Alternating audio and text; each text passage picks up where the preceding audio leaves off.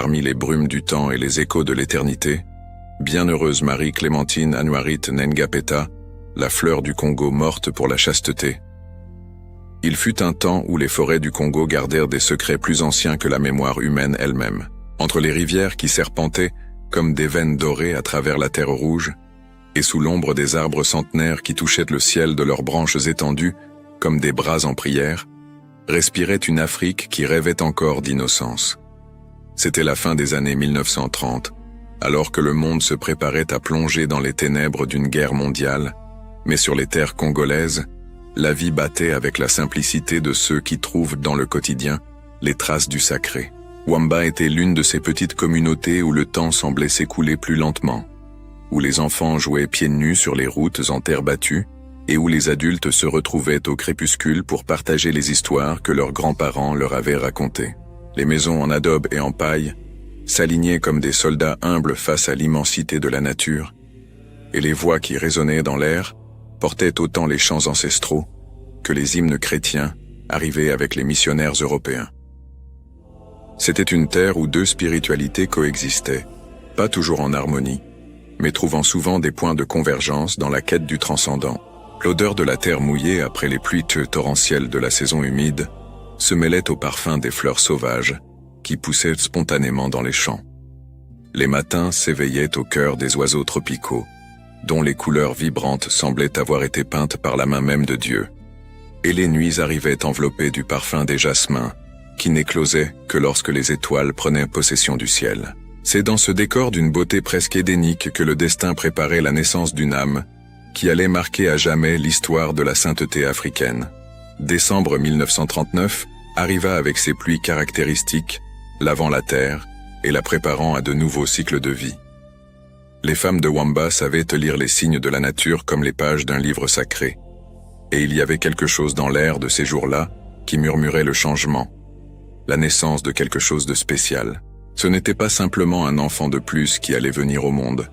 C'était comme si la terre congolaise elle-même se préparait à donner naissance à une fleur différente, une fleur qui ne grandirait pas pour orner les jardins de la terre, mais pour parfumer les jardins du ciel. Lorsque Marie-Clémentine Anouarit Ngapeta ouvrit les yeux pour la première fois, le 29 décembre 1939, le monde ne savait pas encore qu'il venait d'accueillir une âme destinée au martyre. Ses premiers pleurs résonnèrent dans la maison simple de ses parents comme un chant prophétique, annonçant une vie qui serait brève en années, mais infinie en signification. Les villageois de Wamba, suivant leur tradition, s'approchèrent pour rencontrer l'enfant, et beaucoup commentèrent la sérénité particulière de cette fillette, sur la façon dont ses yeux semblaient refléter une lumière venue de très loin. La famille Ngapeta avait déjà embrassé la foi catholique avec la sincérité caractéristique de ceux qui trouvent dans l'Évangile non seulement une doctrine, mais un chemin de vie. Les parents de Marie-Clémentine étaient des gens simples, des travailleurs de la terre qui trouvaient dans leurs cultures et dans leurs prières quotidiennes la subsistance du corps autant que celle de l'âme. Ils savaient que la vie au Congo n'était pas facile, que les défis de la pauvreté et de l'instabilité politique planaient toujours comme des nuages lourds au-dessus de leur tête, mais ils avaient appris à faire confiance à la providence divine avec la foi de ceux qui avancent main dans la main avec le mystère. Dans les premières années de la vie de Marie-Clémentine, le Congo traversait de profondes transformations. La domination coloniale belge avait apporté des changements significatifs dans la région, pas toujours bénéfiques pour la population locale. Les traditions ancestrales coexistaient, non sans tension, avec la modernité européenne, tandis que l'Église catholique gagnait du terrain, établissant des missions, des écoles et des couvents sur l'ensemble du territoire. C'était un temps de rencontres et de heurts culturels, une période où de nombreuses familles, comme celle des Ngapeta, tentaient de préserver le meilleur de leurs racines tout en embrassant les enseignements chrétiens. La petite Marie-Clémentine grandissait dans cet environnement de foi domestique, où les prières du matin se mêlaient aux tâches quotidiennes, où les histoires bibliques étaient racontées à côté des légendes ancestrales, où l'amour de Jésus-Christ s'exprimait dans la simplicité des gestes de chaque jour.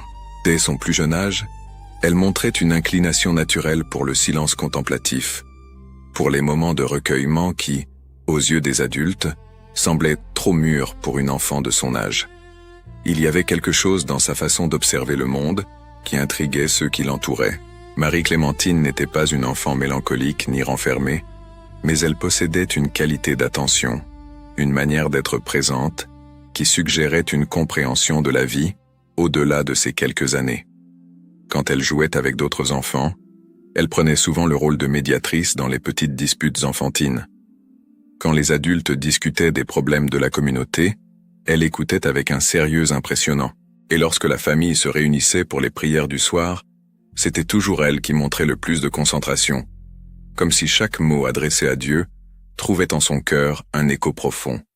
Les premiers signes de sa vocation religieuse commencèrent à se manifester dès l'enfance.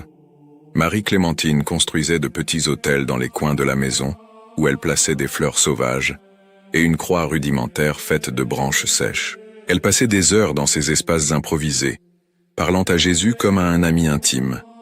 Ses jeux préférés consistaient à reproduire les cérémonies de l'Église, et elle insistait toujours pour jouer le rôle de la religieuse, se couvrant la tête d'un tissu et marchant avec la solennité qu'elle avait observée chez les sœurs qui visitaient occasionnellement la région. En grandissant, il devenait de plus en plus évident que Marie-Clémentine possédait une sensibilité spirituelle exceptionnelle. Ce n'était pas simplement une piété enfantine, mais quelque chose de plus profond, une soif de Dieu qui semblait faire partie intégrante de sa nature. Ses parents, d'abord surpris par l'intensité de la religiosité de leur fille, commencèrent à comprendre qu'ils étaient face à quelque chose de spécial, une vocation qui dépassait les projets ordinaires de la vie familiale. Le Congo de ces années-là était une terre de contrastes extrêmes. La beauté naturelle exubérante coexistait avec la dureté de la vie coloniale. Les richesses minérales du sous-sol contrastaient avec la pauvreté de la population locale, et la spiritualité profonde des peuples africains rencontrait la religiosité catholique apportée par les Européens. C'est dans ce contexte complexe et souvent contradictoire que Marie-Clémentine Anuarit grandissait, absorbant à la fois les influences culturelles de sa terre natale et les enseignements chrétiens qui allaient façonner sa vision du monde. Les saisons se succédaient à Wamba, avec la régularité que seule la nature africaine connaît. Les pluies allaient et venaient, les récoltes alternaient entre abondance et pénurie, et la vie de la communauté suivait ses rythmes ancestraux, désormais ponctués par les célébrations liturgiques catholiques. Marie-Clémentine observait ces changements avec l'attention de celle qui apprend à lire, dans les cycles naturels, des leçons sur l'éternité, sur la manière dont la vie et la mort s'entrelacent dans une danse mystérieuse que seul Dieu peut pleinement comprendre. À l'adolescence, il ne faisait plus de doute quant au chemin que son cœur désirait suivre. La vie religieuse l'appelait avec une insistance qu'elle ne pouvait ignorer, une voix intérieure qui grandissait en intensité à mesure qu'elle mûrissait. Ses amis de son âge commençaient à penser au mariage et à la famille. Mais Marie-Clémentine rêvait d'un autre type d'union, un mariage spirituel qui la lierait pour toujours au Christ. Elle avait trouvé son amour éternel, et rien au monde ne pouvait la détourner de cet appel auquel elle voulait se livrer totalement. L'éveil de la conscience spirituelle chez Marie-Clémentine Anuarit ne fut pas un événement soudain, mais un processus graduel, semblable à l'éclosion d'une fleur qui pousse lentement jusqu'à révéler toute sa beauté. Pendant les premières années de son adolescence, la jeune Congolaise passait de longues heures en contemplation, souvent retrouvée par ses parents en prière silencieuse, le regard fixé à l'horizon comme si elle pouvait percevoir, au-delà du visible, une réalité échappante aux autres. Wamba, sa ville natale, était devenue un petit centre d'influence catholique grâce au travail infatigable des missionnaires qui s'y étaient établis. La présence des sœurs de la Sainte Famille dans la région ouvrait de nouvelles perspectives aux jeunes filles qui ressentèrent l'appel religieux. Marie-Clémentine observait ces femmes consacrées avec une admiration qui allait bien au-delà de la simple curiosité. Elle voyait en elles l'incarnation vivante de ses propres rêves spirituels, la preuve qu'il était possible de consacrer toute sa vie au service de Dieu. Les conversations familiales sur l'avenir de Marie-Clémentine commencèrent à s'intensifier lorsqu'elle atteignit l'âge de 15 ans. Ses parents, bien que chrétiens dévoués, hésitèrent d'abord face à la détermination de leur fille à embrasser la vie religieuse. Non par manque de foi, mais par la préoccupation naturelle de parents aimants soucieux de s'assurer que le choix de leur fille était sincère et durable. Le Congo des années 1950 connaissait d'importantes transformations politiques et sociales, et la vie religieuse représentait non seulement une option spirituelle, mais aussi une décision qui allait profondément influencer l'avenir de la jeune fille. Pendant des mois, Marie-Clémentine s'employa à démontrer, par ses actions, l'authenticité de sa vocation. Elle multiplia les œuvres de charité, aidant les voisins les plus démunis, soignant les malades de la communauté et enseignant le catéchisme aux plus jeunes enfants. Sa maison devint un point de référence pour ceux qui cherchaient un réconfort spirituel, et la jeune fille accueillait chacun avec une patience et une sagesse impressionnantes pour son jeune âge. Le moment décisif arriva lors d'une célébration spéciale dans l'église locale. Pendant la messe, Marie-Clémentine fit l'expérience de ce qu'elle allait plus tard décrire comme une confirmation divine de sa vocation. Lors de la consécration, une paix profonde envahit son cœur, accompagnée d'une certitude inébranlable. Jésus l'appelait à devenir son épouse, au sens le plus complet et le plus sacré du terme. Il ne s'agissait pas de visions extraordinaires ni de phénomènes surnaturels spectaculaires, mais d'une communication intime et profonde qui ne laissait place à aucun doute. Après cette expérience, la détermination de Marie-Clémentine devint encore plus ferme. Elle se tourna vers les sœurs de la Sainte Famille et exprima officiellement son désir d'entrer dans la congrégation. Le processus de discernement vocationnel fut mené avec le soin nécessaire, car les religieuses savaient qu'elles avaient devant elles une jeune fille exceptionnelle, mais elles voulaient aussi s'assurer que sa vocation était authentique et non simplement le résultat d'un enthousiasme passager de la jeunesse. Pendant les mois de préparation, Marie-Clémentine approfondit encore davantage sa vie spirituelle. Elle établit une routine rigoureuse de prière, consacrant les premières heures du matin à la méditation et les dernières de la journée à l'examen de conscience. Elle étudia assidûment les saintes écritures et les vies des saints, trouvant une inspiration particulière dans les histoires des martyrs chrétiennes qui avaient donné leur vie pour la foi. Il y avait quelque chose dans ces récits qui touchait profondément son cœur, comme si elle pressentait que son propre destin serait d'une certaine manière lié au témoignage suprême du martyr. Le jour de son entrée dans la congrégation fut célébré avec joie par toute la communauté de Wamba. La jeune fille qui avait grandi parmi eux se préparait désormais à embrasser une vie de dévouement total à Dieu. Et cela était une source de fierté pour tous. Marie-Clémentine fit ses adieux à sa famille avec sérénité, bien que des larmes trahissaient l'émotion qu'elle ressentait en quittant la vie qu'elle avait connue jusqu'alors. Ses dernières paroles à ses parents furent une promesse, qu'elle resterait leur fille dans son cœur, mais qu'elle appartenait désormais entièrement à Jésus. Le noviciat commença pour Marie-Clémentine comme une période de formation spirituelle et humaine intense. Les sœurs de la Sainte Famille avaient une solide tradition de formation religieuse, et la jeune Congolaise s'investit pleinement dans l'apprentissage des vœux de pauvreté, de chasteté et d'obéissance. Chacun de ces engagements trouvait une résonance particulière dans son cœur, mais c'est le vœu de chasteté qu'elle embrassa avec un zèle tout particulier. Pour Marie-Clémentine, la virginité consacrée n'était pas seulement une renonciation, mais la forme la plus élevée de l'amour, le don total d'elle-même à l'époux céleste. Pendant la période de formation, elle prit le nom religieux de sœur Marie-Clémentine de Jésus-Sacrement. Le choix du nom n'était pas anodin, car il reflétait sa dévotion particulière au très saint sacrement. Elle avait développé une relation intime avec Jésus présent dans l'Eucharistie, passant de longues heures en adoration devant le tabernacle, où elle puisait la force et l'inspiration pour son cheminement spirituel. Les autres novices la retrouvaient souvent prosternée devant l'autel, tellement absorbée dans la prière qu'elle semblait coupée du monde qui l'entourait. La formation religieuse de sœur Marie-Clémentine fut marquée non seulement par l'étude de la doctrine catholique, mais aussi par l'apprentissage pratique du service aux autres. La congrégation des sœurs de la Sainte Famille avait pour charisme particulier le soin des enfants et des jeunes, et la jeune religieuse découvrit dans cette mission une source inépuisable de joie. Elle avait un don naturel pour entrer en relation avec les petits, réussissant à leur transmettre les enseignements chrétiens de manière simple et captivante. Sa pédagogie reposait sur l'amour et la patience. Marie-Clémentine n'eut jamais besoin d'élever la voix pour maintenir la discipline parmi les enfants dont elle avait la charge. Il y avait quelque chose dans sa présence qui inspirait à la fois respect et tendresse. Les petits venaient à la trouver non seulement pendant les cours de catéchisme, mais aussi dans leurs moments de difficultés personnelles, trouvant en elle une source de consolation et de conseil. Elle les écoutait avec attention offrait des paroles simples mais pleines de sagesse, et terminait toujours ses échanges par une prière, leur enseignant dès leur plus jeune âge l'importance de tout confier à Dieu. Les supérieurs de la congrégation ne tardèrent pas à percevoir qu'elles avaient parmi leurs filles une religieuse d'une qualité exceptionnelle. Marie-Clémentine alliait une spiritualité profonde à une remarquable capacité de travail apostolique. Son humilité était sincère. Elle ne cherchait jamais à être mise en avant ni à recevoir des éloges, mais elle restait toujours disponible pour tous les services qui lui étaient demandés. Elle nettoyait les sols avec le même soin qu'elle préparait ses leçons de catéchisme.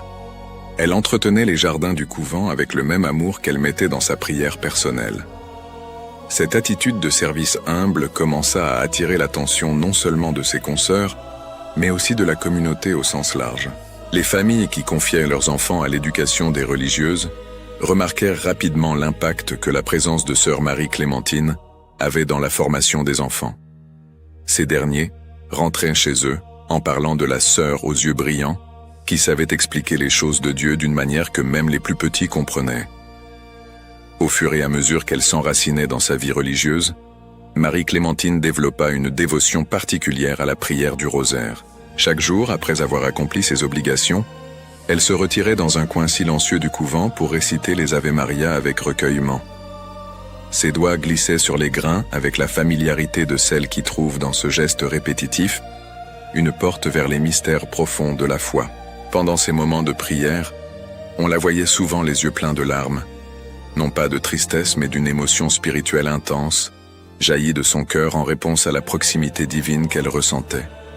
Les années qui suivirent la profession religieuse de sœur Marie-Clémentine furent marquées par un approfondissement constant de sa vie spirituelle et par une capacité remarquable à influencer positivement tous ceux qui croisaient son chemin. Le Congo du début des années 1960 était une nation en transition, luttant pour trouver son identité dans le contexte de l'indépendance nouvellement acquise. Les turbulences politiques et sociales qui commençaient à poindre à l'horizon n'avaient pas encore atteint de plein fouet les communautés religieuses, mais on sentait déjà dans l'air une tension croissante annonçant des temps difficiles. Au couvent, pourtant, la vie suivait son rythme régulier de prière, de travail et de contemplation. Marie-Clémentine était devenue une référence de sainteté pratique pour ses sœurs de congrégation. Ce n'était pas une sainteté spectaculaire, faite d'extase mystique ou de phénomènes extraordinaires, mais une sainteté du quotidien, tissée dans l'accomplissement fidèle des petits devoirs et dans la recherche constante de la perfection dans l'amour de Dieu. Sa cellule était un modèle de simplicité et d'ordre, avec seulement les objets essentiels, un crucifix en bois, quelques images pieuses, les livres nécessaires à son apostolat, et une petite image de la Vierge Marie que sa mère lui avait donnée le jour de son départ de la maison. La routine quotidienne de sœur Marie-Clémentine commençait avant l'aube, lorsqu'elle se levait en silence pour passer 1 heure en prière personnelle, avant les prières communautaires du matin. Ces moments de solitude avec Dieu étaient sacrés pour elle. Ils représentaient le cœur de sa vie spirituelle. Elle s'asseyait devant le crucifix et entrait dans un dialogue intime avec Jésus, partageant ses joies, ses préoccupations, ses espoirs et ses peurs. C'était une relation d'amour authentique, marquée par la spontanéité et la confiance de celle qui se sait pleinement aimée. Pendant le petit déjeuner communautaire, Marie-Clémentine s'asseyait toujours à la même place, près des sœurs les plus jeunes ou de celles qui traversaient une période difficile. Elle avait le don de percevoir quand quelqu'un était triste ou préoccupé, et offrait sa présence silencieuse ou un mot d'encouragement selon le besoin. Elle n'était jamais intrusive dans son souci des autres, mais toujours disponible, comme une présence maternelle qui offre du réconfort sans poser de questions inutiles. Ses cours de catéchisme étaient devenus célèbres dans la région. Les enfants attendaient avec impatience les rencontres avec Sœur Clémentine, comme ils l'appelaient affectueusement. Elle avait le don de transformer les vérités les plus complexes de la foi en histoires simples et captivantes, utilisant des exemples tirés de la nature et du quotidien des enfants. Lorsqu'elle parlait de l'amour de Dieu, elle le comparait à l'amour des mères pour leurs enfants, mais multiplié à l'infini. Lorsqu'elle expliquait l'importance de la prière, elle utilisait l'image d'une conversation entre amis intimes. Et lorsqu'elle abordait le thème de la vie éternelle, elle faisait appel à la beauté des fleurs qui meurent en hiver, mais renaissent au printemps. Un aspect particulièrement remarquable de l'apostolat de Marie-Clémentine était sa capacité à s'occuper des enfants les plus difficiles.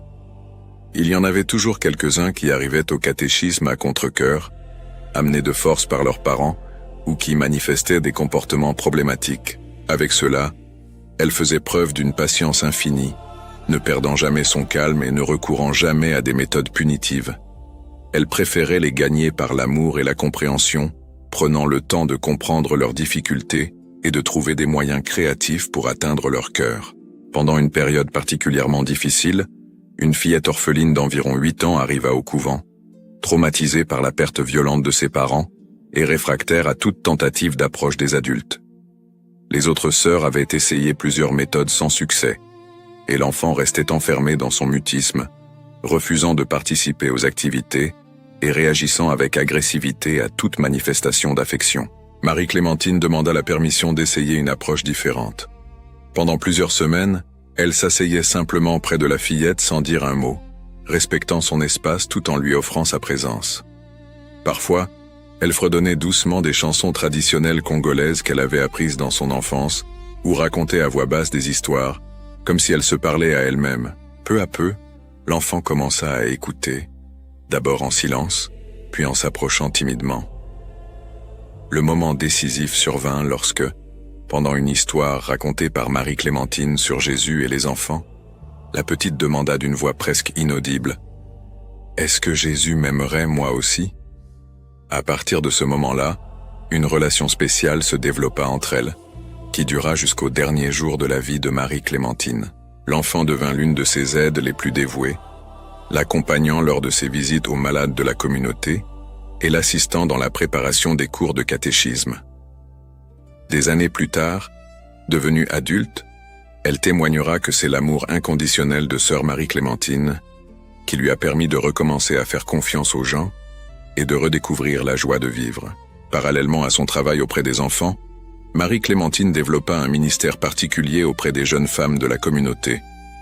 Nombre d'entre elles venaient à lui parler de questions liées au mariage, à la maternité et à la vie familiale. Bien qu'elle fût célibataire, elle possédait une sagesse intuitive des relations humaines et une remarquable capacité à offrir des conseils à la fois pratiques et spirituellement solides. Ses orientations étaient toujours fondées sur les enseignements évangéliques, mais présentées de manière à ce que les jeunes femmes puissent les appliquer à leur situation concrète. Un trait marquant de sa personnalité était la joie authentique qu'elle rayonnait. Marie-Clémentine vivait sa vocation religieuse avec un bonheur évident qui se répandait autour d'elle. Elle riait facilement, appréciait les petites beautés de la vie et trouvait des raisons de gratitude même dans les circonstances les plus difficiles. Ses sœurs de congrégation disaient souvent que sa présence transformait l'atmosphère, apportant légèreté et espérance dans les moments de découragement ou d'inquiétude. Cette joie puisait ses racines dans la profondeur de sa relation avec Dieu. Marie-Clémentine avait compris que la sainteté n'était pas un lourd fardeau à porter, mais bien la forme la plus accomplie de la réalisation humaine. Elle avait découvert en Jésus non un maître sévère imposant des sacrifices douloureux, mais un ami intime l'invitant à une aventure d'amour sans limite. Sa chasteté consacrée n'était pas vécue comme une privation, mais comme une forme supérieure d'amour qui la libérait pour aimer tous les autres avec le cœur du Christ. Les supérieurs de la congrégation commencèrent à envisager la possibilité de confier à Marie-Clémentine des responsabilités plus grandes au sein de l'organisation. Ses compétences en gestion, combinées à sa spiritualité solide, faisaient d'elle une candidate naturelle au poste de direction. Pourtant, elle montra toujours une préférence pour les tâches les plus simples et les plus proches du soin pastoral, en particulier celles qui la mettaient en contact direct avec les enfants et les familles les plus démunis de la communauté. L'année 1964 arriva au Congo chargée de sombres présages, que même les âmes les plus contemplatives ne pouvaient ignorer totalement. L'indépendance, acquise 4 ans plus tôt dans l'espoir de prospérité et de paix, était devenue une source de profondes divisions et de conflits violents. Le pays, riche en ressources naturelles mais appauvri par des décennies d'exploitation coloniale, peinait à trouver une stabilité politique alors que diverses factions se disputaient le pouvoir avec une brutalité croissante. Sœur Marie-Clémentine, toujours attentive aux signes des temps, percevait l'inquiétude croissante qui s'étendait comme une ombre sur les communautés rurales. Les conversations des gens changeaient de ton, les enfants posaient des questions auxquelles elles ne savaient comment répondre, et même à l'intérieur du couvent, les prières communautaires prenaient une urgence nouvelle, comme si toutes pressentaient l'approche de jours difficiles. Dans les lettres qu'elle recevait parfois de sa famille, les préoccupations politiques occupaient de plus en plus de place, remplaçant peu à peu les nouvelles joyeuses de mariage, de naissance et de fêtes communautaires.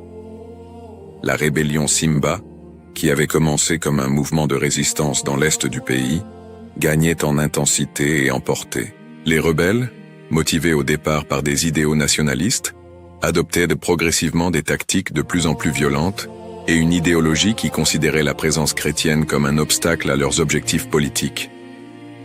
Les prêtres, les religieux et les missionnaires commencèrent à être vus non seulement comme des représentants d'une religion étrangère, mais comme les symboles du colonialisme à éliminer. Les premières nouvelles d'attaques contre des communautés chrétiennes parvinrent au couvent où vivait Marie-Clémentine sous forme de récits fragmentaires et souvent contradictoires. Des églises avaient été incendiées, des prêtres assassinés, des religieuses enlevées et soumises à toutes sortes d'humiliations. Chaque nouvelle information était accueillie dans la prière et avec une détermination toujours plus grande à rester fidèle à l'engagement pris envers le Christ, quel qu'en soit le prix. Dans les mois précédant l'attaque contre son couvent, Marie-Clémentine intensifia encore davantage sa vie de prière. Elle passait de longues heures devant le Saint-Sacrement, intercédant pour le Congo, pour sa congrégation, pour sa famille, et même pour les rebelles eux-mêmes qui répandirent la terreur dans la région. Ces prières n'étaient pas des supplications désespérées pour être protégée, mais des actes d'abandon confiants entre les mains du Père Céleste. Elle avait compris, avec la clarté que seuls les saints possèdent, que sa vie appartenait entièrement à Dieu et qu'elle était prête à la lui rendre quand il le voudrait. Ses sœurs de communauté remarquèrent un changement subtil, mais significatif dans sa spiritualité pendant cette période. Marie-Clémentine semblait vivre dans une autre dimension, comme si elle avait déjà un pied dans l'éternité. Elle continuait d'accomplir tous ses devoirs avec la même dévotion qu'auparavant, mais il y avait dans ses gestes une nouvelle solennité, une conscience que chaque acte pouvait être le dernier.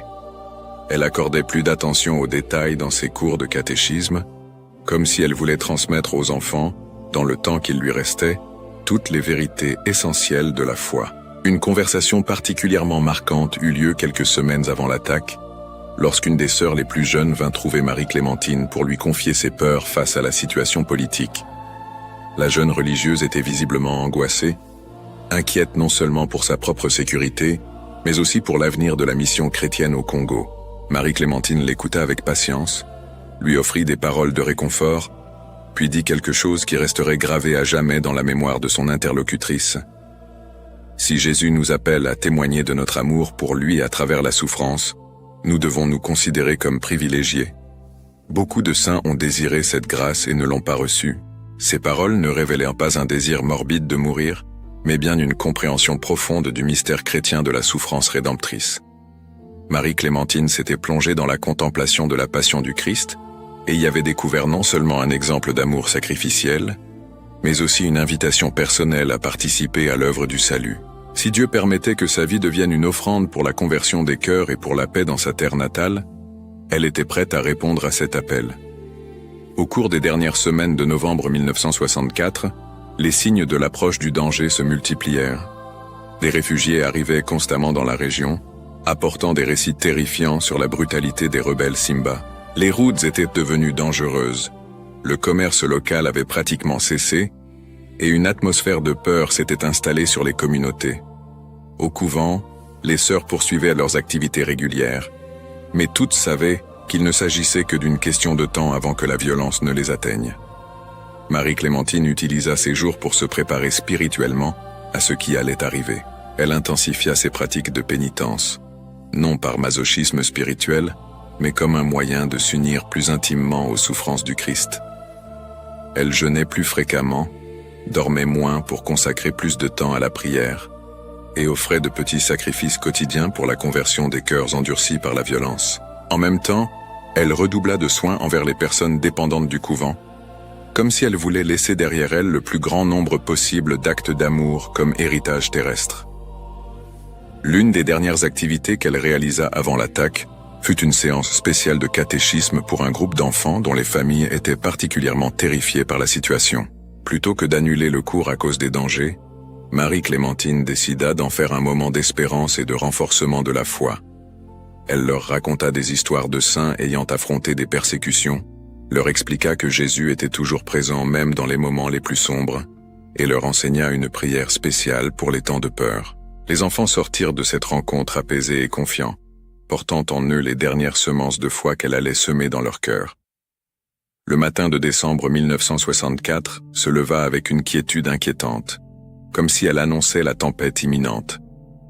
Le ciel était chargé de lourds nuages qui bloquaient partiellement la lumière du soleil, créant une atmosphère sombre qui reflétait la tension régnant dans la région. Au couvent des Sœurs de la Sainte Famille, la routine matinale suivait son cours habituel, mais toutes les religieuses sentaient dans l'air quelque chose de différent, une sorte d'électricité spirituelle qui précède les grands événements de l'histoire. Marie-Clémentine s'était levée, comme à son habitude, avant l'aube pour son temps de prière personnelle. Ce matin-là, toutefois, sa prière avait une qualité différente. Elle s'agenouilla devant le crucifix dans sa cellule et eut la certitude intérieure que ce jour serait décisif dans sa vie. Ce ne fut pas une révélation surnaturelle dramatique, mais plutôt une intuition profonde, de celle que seules les âmes très proches de Dieu peuvent percevoir. Elle offrit sa vie, comme elle le faisait chaque jour, mais cette fois ses paroles portèrent le poids d'une offrande qu'elle savait pouvoir être acceptée sous peu. Pendant la prière communautaire du matin, les sœurs remarquèrent quelque chose de particulier dans l'attitude de Marie-Clémentine. Elle participa au chant avec une intensité émotionnelle inhabituelle, comme si chaque mot adressé à Dieu était trop précieux pour être gaspillé. Ses réponses lors de la récitation des psaumes résonnaient avec une conviction qui touchait profondément le cœur de ses compagnes. C'était comme si elle faisait déjà ses adieux, bien qu'aucun mot de départ n'ait été prononcé. L'attaque arriva avec la brutalité soudaine qui caractérisait les actions des rebelles Simba. Vers midi, un groupe armé envahit le couvent, criant des slogans politiques et proférant des menaces à l'encontre des religieuses. Les hommes étaient manifestement sous l'effet de substances qui augmentaient leur agressivité et leurs yeux brillaient d'une violence déshumanisée.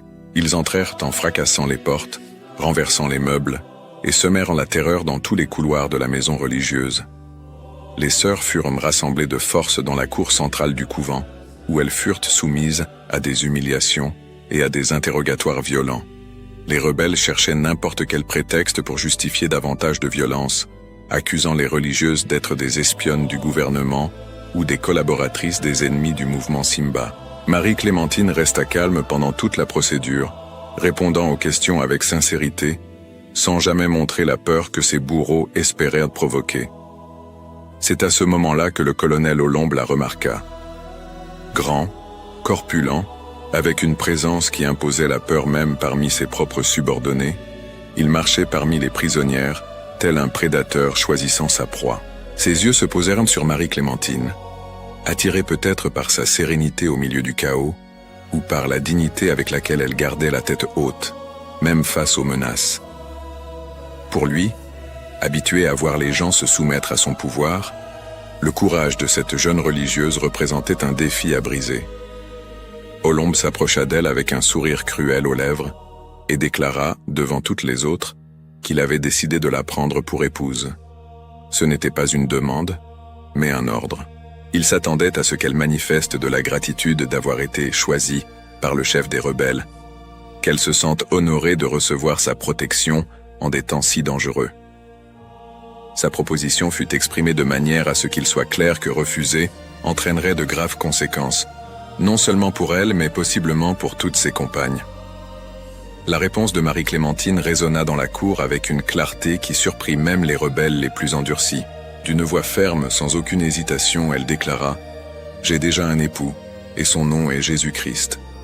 À lui, j'ai donné ma vie, mon cœur et mon corps, et jamais je ne trahirai cette alliance sacrée. » Ces paroles ne contenaient ni provocation, ni défi, mais simplement la déclaration d'une vérité qui, pour elle, était plus importante que sa propre vie.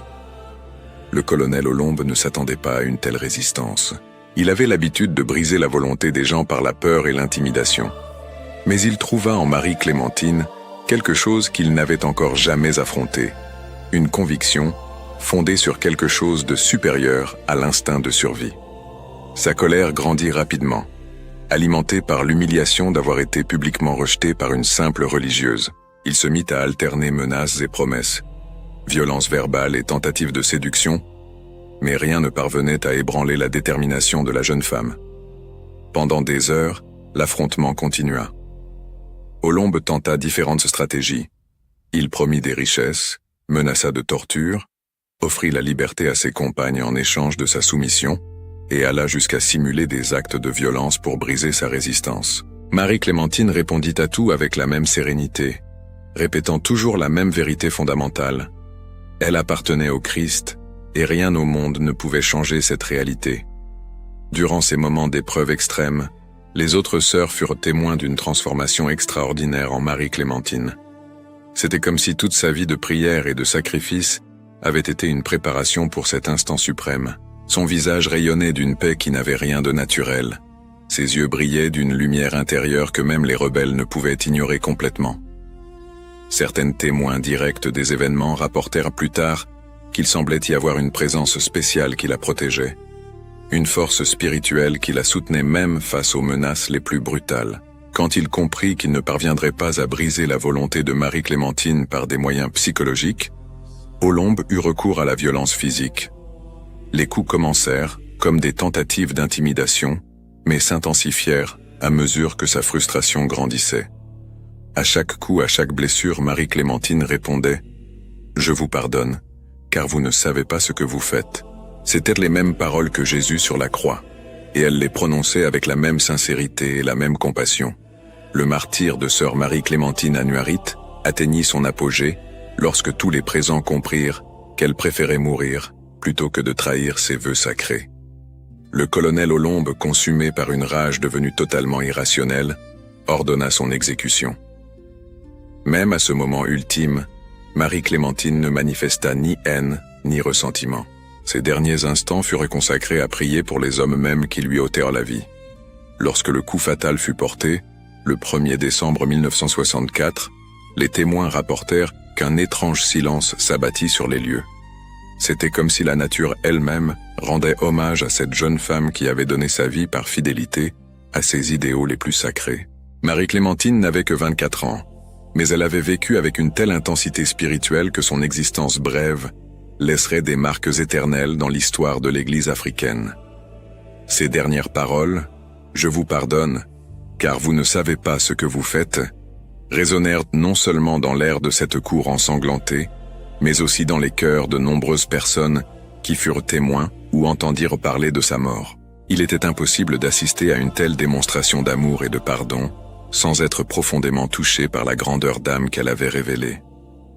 La nouvelle de la mort de Marie-Clémentine se répandit rapidement dans toute la région, accompagnée de récits sur l'extraordinaire courage et la foi qu'elle avait manifesté pendant son martyre. Ceux qui la connaissaient ne furent pas surpris par sa réponse héroïque face à la persécution, car ils avaient déjà perçu en elle les signes d'une sainteté exceptionnelle. Toutefois, même ceux qui ne l'avaient jamais rencontrée personnellement furent touchés par l'histoire de sa fidélité jusqu'à la mort. Peu après son décès, des récits commencèrent à circuler sur des intercessions et des grâces obtenues par sa prière. Des familles entières confrontées à des difficultés trouvèrent des solutions inattendues après avoir demandé son aide. Des malades expérimentèrent des guérisons inexplicables après avoir invoqué son nom dans la prière. Des jeunes en lutte contre les tentations liées à la pureté retrouvèrent une force nouvelle en suivant son exemple de fidélité aux valeurs chrétiennes. L'un des cas les plus émouvants fut celui d'une fillette ayant suivi ses cours de catéchisme. Traumatisée par la violence à laquelle elle avait assisté, elle passa des mois sans parler après la mort de sa chère enseignante. Un jour, lors d'une visite au lieu où Marie-Clémentine avait été enterrée, l'enfant retrouva soudainement la parole et se mit à réciter mot pour mot l'une des dernières leçons qu'elle avait reçues sur le pardon chrétien. C'était comme si la martyre poursuivait depuis l'au-delà sa mission d'éducation. Le processus de reconnaissance officielle de la sainteté de Marie-Clémentine Annuarite débuta quelques années après sa mort, stimulée par les nombreux témoignages sur sa vie exemplaire et par les grâces obtenues par son intercession. L'Église catholique mena une enquête approfondie, recueillant des déclarations de personnes qui l'avaient connu, examinant ses écrits personnels et analysant les circonstances de son martyre. En 1985, lors d'une visite historique au Congo, le pape Jean-Paul II proclama solennellement la béatification de Marie-Clémentine Anouarit devant une foule émue à Kinshasa. Ce fut un moment de grande fierté pour toute la nation congolaise et pour l'Église africaine dans son ensemble. Une jeune femme née dans la simplicité d'un village rural devenait un exemple universel de courage et de sainteté. Durant la cérémonie de béatification, le Saint-Père souligna que la bienheureuse Anouarit représentait le meilleur de la spiritualité africaine intégrée aux valeurs chrétiennes. Sa vie démontrait que la sainteté n'est pas le privilège de certaines cultures ou époques, mais un appel universel qui peut éclore partout où des cœurs sont ouverts à l'amour de Dieu. Dans les décennies qui suivirent sa béatification, la dévotion à la bienheureuse Marie-Clémentine Anouarit dépassa largement les frontières du Congo. Son histoire toucha particulièrement les jeunes, qui voyaient en elle un modèle pour vivre leur foi de manière radicale et authentique dans le monde contemporain. De nombreuses jeunes africaines commencèrent à la considérer comme une grande sœur spirituelle, quelqu'un qui avait affronté des défis semblables aux leurs et qui avait trouvé en Christ la force nécessaire pour rester fidèle à ses idéaux. Son tombeau à Isiro devint un important lieu de pèlerinage, visité chaque année par des milliers de fidèles venant y puiser inspiration et y confier leurs intentions.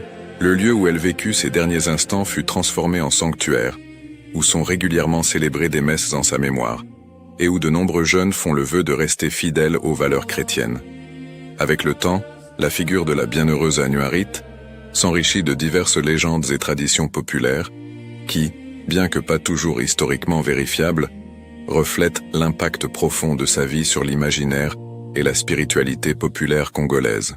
L'une de ces traditions raconte que, au moment de sa mort, une pluie douce commença à tomber du ciel, comme si la nature elle-même pleurait la perte de cette âme pure. Une autre légende populaire rapporte que certains des soldats ayant participé à son exécution se seraient ensuite profondément repentis et convertis au christianisme, touchés par le pardon qu'elle leur avait accordé, même à l'instant de sa mort. Bien qu'il soit difficile de vérifier historiquement tous ces récits, ils témoignent du pouvoir transformateur que sa vie et sa mort ont exercé sur les gens de son époque. De nombreuses familles congolaises commencèrent à donner à leurs filles le nom de Marie-Clémentine, espérant qu'elles hériteraient d'une part du courage et de la pureté de leur patronne spirituelle. On prit aussi l'habitude d'invoquer son intercession, en particulier dans les situations liées à la protection de la pureté et de la dignité féminine, faisant d'elle une défenseur spirituelle des femmes confrontées à la violence ou aux pressions pour renier leurs valeurs morales. Aujourd'hui, plus d'un demi-siècle après sa mort, la bienheureuse Marie-Clémentine Anouarit Nengapeta continue d'inspirer des personnes de tous âges et de toutes nationalités. Son histoire transcende les frontières culturelles et temporelles, car elle touche aux dimensions fondamentales de l'expérience humaine. L'amour, la fidélité, le courage face à l'adversité et le pouvoir transformateur du pardon. Dans le Congo contemporain où les défis politiques et sociaux restent immenses, sa mémoire est un phare d'espérance, rappelant que la sainteté est possible même au cœur des circonstances les plus difficiles. Les jeunes Congolaises confrontées à la pression sociale d'abandonner leurs valeurs trouvent en elle un exemple de fidélité à ses convictions les plus profondes. Pour l'Église universelle, elle représente la riche contribution de l'Afrique à la sainteté chrétienne, démontrant que l'Esprit Saint agit dans tous les coins du monde, suscitant des témoins héroïques de l'Évangile, indépendamment de leur origine ethnique ou sociale. Sa béatification fut une reconnaissance non seulement de sa sainteté personnelle, mais aussi de la maturité spirituelle de l'Église africaine. La vie de Marie-Clémentine Anouarit nous enseigne que la véritable grandeur ne se mesure pas aux années vécues, mais à l'intensité de l'amour avec lequel on vit. En seulement 24 années, elle a réussi à laisser un héritage qui continue de porter du fruit des décennies après son départ. Sa mort ne fut pas une défaite, mais une victoire de l'amour sur la haine, de la lumière sur les ténèbres, de la fidélité sur la trahison. Comme une fleur qui offre son parfum même lorsqu'elle est cueillie, La bienheureuse Annuarite a transformé son martyre en une offrande d'amour, qui continue de parfumer le jardin de l'Église. Son histoire nous rappelle que chaque vie humaine, aussi simple qu'elle puisse paraître, a le potentiel de devenir un témoignage éternel de la bonté et de l'amour de Dieu. En Afrique, qu'elle aimait tant, dans les communautés chrétiennes qu'elle a inspirées, et dans le cœur de tous ceux qui entendent son histoire, la fleur du Congo continue de s'épanouir, répandant les graines de l'espérance, du courage et de l'amour inconditionnel. Marie-Clémentine Annuarite Nengapeta n'est pas morte simplement pour la chasteté. Elle a vécu et est morte par amour, et c'est pourquoi sa mémoire demeure vivante, comme une flamme qui ne s'éteint jamais, illuminant le chemin de ceux qui cherchent à vivre avec authenticité et fidélité aux idéaux les plus élevés de l'âme humaine. Dans un monde qui semble souvent avoir perdu la capacité d'admirer l'héroïsme moral, l'histoire de la bienheureuse Annuarite nous invite à redécouvrir la beauté de la sainteté et la possibilité réelle d'une vie entièrement dédiée au bien. Elle nous montre que la jeunesse n'est pas un obstacle à la sagesse spirituelle, que la simplicité n'empêche pas la grandeur d'âme, et que le véritable amour est capable de triompher de toute forme de violence ou d'oppression. Ainsi s'achève ce récit sur la vie, l'héritage, les miracles et les légendes de la bienheureuse Marie-Clémentine Annuarite Nengapeta, la fleur du Congo qui est morte pour la chasteté, mais qui demeure vivante dans la mémoire de l'Église et dans le cœur de tous ceux qui croient au pouvoir transformateur de l'amour de Dieu. Que son histoire continue d'inspirer, de fortifier et de donner espérance à toutes les générations futures, jusqu'au jour où nous pourrons tous nous retrouver dans le jardin éternel, où les fleurs ne se fanent jamais et où l'amour règne pour toujours. Prière. Ô bienheureuse Marie-Clémentine Annuarite, fleur pure du Congo ayant fleuri dans le jardin de Dieu, Vierge courageuse qui a préféré la mort à la trahison de tes vœux sacrés, intercède pour nous auprès du trône du Très-Haut. Toi qui as vécu avec joie la consécration totale à Jésus-Christ, enseigne-nous à aimer avec pureté et fidélité.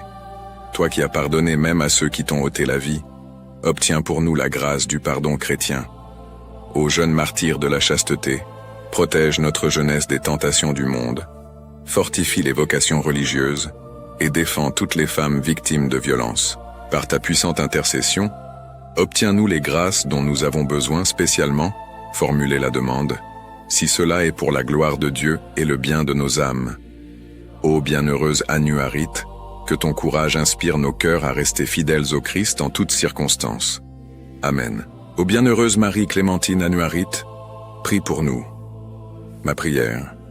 Ô Seigneur notre Dieu, dans une gratitude élevée, nous élevons nos cœurs pour te remercier pour le don de la vie et pour le privilège de transmettre ton amour à travers les histoires qui nous inspirent et nous transforment. Nous te remercions, Père, de nous accorder la force, la sagesse et le courage de partager les enseignements de ton évangile à travers ce canal, qui est devenu un phare d'espérance et de lumière au milieu des adversités du monde. Seigneur, nous reconnaissons que chaque vie est un don précieux, et nous sommes reconnaissants pour chaque instant qui nous est accordé pour témoigner et propager ta parole. Que chaque histoire racontée, chaque message de foi et chaque enseignement divin touche les cœurs assoiffés d'amour, de vérité et de réconciliation. Nous te rendons grâce pour l'inspiration qui nous guide, pour les bénédictions qui se multiplient, et pour l'opportunité de contribuer à la diffusion du christianisme, en apportant la lumière de ton amour à ceux qui cherchent une direction et un réconfort.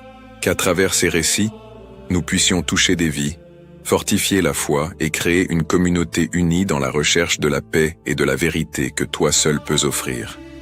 Que ta grâce continue de nous illuminer et que nous puissions être des instruments de ta miséricorde et de ta compassion, reflétant la beauté de ton amour dans chaque parole et chaque geste. Au nom de Jésus, notre Sauveur, nous te remercions de nous permettre de participer à cette mission sacrée. Amen. L'histoire de la bienheureuse Marie-Clémentine Annuarite Nengapeta nous enseigne que la véritable grandeur ne se mesure pas à la durée de la vie, mais à l'intensité de l'amour avec laquelle on vit chaque moment.